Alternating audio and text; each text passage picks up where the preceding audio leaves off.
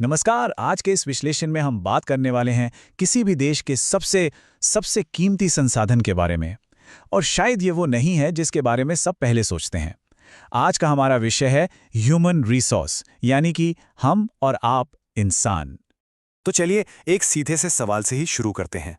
किसी भी देश का सबसे बड़ा खजाना क्या होता है? क्या वो सोना है, या तेल के कुएं, या फिर उपजाऊ जमीन? जरा सोचिए। जवाब है लोग। जी हाँ, इंसान ही किसी देश का सबसे बड़ा और असल संसाधन है। देखिए, प्रकृति हमें जो कुछ भी देती है वो तब तक महज एक चीज है जब तक इंसान अपनी जरूरत और अपनी काबिलियत से उसे मूल्यवान नहीं बना देता। असल में तो लोग ही किसी देश की सबसे बड़ी दौलत हैं। पर हाँ, यहाँ एक बहुत जरूरी बात है। ये सिर्फ लोगों की गिनती की बात नहीं है। असली ताकत लोगों की क्वालिटी में है। जब लोग स्वस्थ हों, पढ़े लिखे हों और मोटिवेटेड हों, तभी वो अपनी ज़रूरतों के हिसाब से संसाधनों को डेवलप कर पाते हैं। असली शक्ति तो यहाँ छिपी है।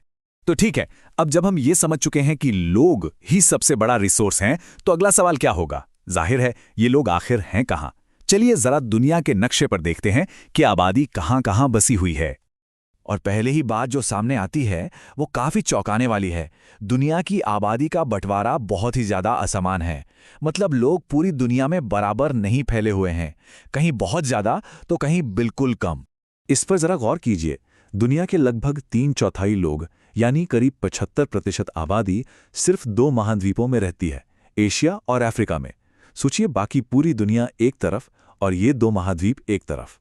और अगर हम देशों के हिसाब से देखें तो ये असमानता और भी ज्यादा साफ दिखती है। दुनिया के 60% लोग सिर्फ 10 देशों में रहते हैं। इसका सीधा सा मतलब है कि ज्यादातर आबादी कुछ गिनी चुनी जगहों पर ही केंद्रित है। अगर हम पूरी पृथ्वी का औसत निकालें तो हर 1 वर्ग किलोमीटर में करीब 51 लोग रहते हैं। लेकिन आप जानते हैं, औसत आंकड़े अक्सर असली कहानी छुपा लेते हैं। ये नंबर हमें ये नहीं बताता कि कुछ जगह कितनी खचाखच भरी हैं और कुछ जगह मीलों तक कितनी वीरान हैं। तो सवाल उठता है कि ऐसा है क्यों? क्यों कुछ जगहों पर इतनी भीड़ है और कुछ पर इतनी खामोशी? चलिए अब उन वजहों को समझते हैं जो ये तय करती हैं कि लोग कहाँ रहना पसंद करते हैं। इसे समझने के लिए 2 तरह के फैक्टर्स होते हैं। एक होते हैं पुल फैक्टर्स, यानी वो अच्छी चीजें जो लोगों को अपनी ओर खींचती हैं, जैसे उपजाऊ मैदान, मीठा पानी, अच्छा मौसम। और दूसरे होते हैं पुश फैक्टर्स, यानी वो मुश्किल हालात जो लोगों को किसी जगह से दूर धकेलते हैं, जैसे ऊंचे ऊंचे पहाड़, बहुत ज्यादा गर्मी या सर्दी और रेगिस्तान। इसमें कई भौगोलिक कारक शामिल हैं, जैसे जमीन की बनावट। लोग गंगा के मैदानों जैसे समतल और उपजाऊ इलाकों में रहना पसंद करते हैं, न कि हिमालय जैसे पहाड़ों पर। पानी तो खैर सबसे जरूरी है, इसीलिए नदी घाटियों में आबादी हमेशा से घनी रही है, जबकि रेगिस्तान लगभग खाली हैं। और हाँ, जहां खनिज मिलते हैं, जैसे दक्षिण अफ्रीका में, वहां भी लोग खिंचे चले आते हैं। लेकिन बात सिर्फ भूगोल की नहीं है। सामाजिक और आर्थिक कारण भी उतने ही जरूरी हैं। जैसे जापान के ओसाका या अपने मुंबई में नौकरी के मौके लोगों को खींच कर ले आते हैं।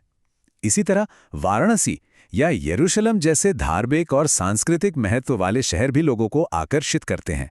और फिर पुणे जैसे शहर हैं, जहां बेहतर घर, अच्छी शिक्षा और स्वास्थ्य सुविधाएं मिलती हैं, तो वो भी आबादी का केंद्र बन जाते हैं।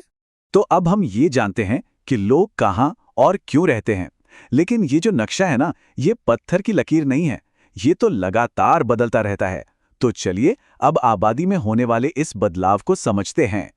जरा इस टाइमलाइन को देखिए, ये सच में कमाल की है। दुनिया की आबादी को 1 अरब तक पहुंचने में हजारों साल लग गए। ये हुआ 1804 में। फिर देखिए क्या हुआ, सिर्फ 155 साल बाद 1959 तक हम 3 अरब हो गए। और उसके बाद तो रफ्तार देखिए, सिर्फ 40 सालों में 1999 तक आबादी सीधी डबल होकर 6 अरब पर पहुंच गई। इसी को कहते हैं जनसंख्या विस्फोट। अच्छा, तो ये हुआ कैसे? इसके पीछे की वजह काफी सीधी है। खाने पीने की चीजों और दवाइयों में तरक्की हुई। इससे क्या हुआ, मृत्यु दर एकदम से नीचे गिर गई, लेकिन जन्म दर उतनी ही बनी रही। तो जब पैदा होने वाले लोगों की संख्या मरने वालों से कहीं ज्यादा हो जाए, तो आबादी तेजी से बढ़ती है। इसे ही नेचुरल ग्रोथ कहते हैं। लेकिन रुकिए, कहानी सिर्फ जन्म और मृत्यु की नहीं है। इसमें एक और बहुत बड़ी और ताकतवर चीज शामिल है, और वो है माइग्रेशन, यानी लोगों का एक जगह से दूसरी जगह जाना। माइग्रेशन के 2 पहलू हैं, समझने में बहुत आसान है। इमिग्रेंट्स वो लोग हैं जो बाहर से किसी देश में आकर बसते हैं, यानी इन होते हैं। और एमिग्रेंट्स वो हैं जो अपना देश छोड़कर कहीं और चले जाते हैं, यानी एग्जिट करते हैं। और लोग अपनी जगह बदलते क्यों हैं? आमतौर पर लोग बेहतर आर्थिक मौकों, अच्छी पढ़ाई लिखाई और बेहतर स्वास्थ्य सुविधाओं की तलाश में कम विकसित देशों से ज्यादा विकसित देशों की तरफ जाते हैं। मिसाल के तौर पर अमेरिका और ऑस्ट्रेलिया जैसे देशों की आबादी आप्रवास यानी इमिग्रेशन से बढ़ी है। वहीं सूडान जैसे देशों ने उत्प्रवास यानी इमिग्रेशन के कारण अपनी आबादी गंवाई है। तो हमने देखा कि लोग कौन हैं, कहाँ हैं, वहाँ क्यों हैं और ये सब कैसे बदल रहा है।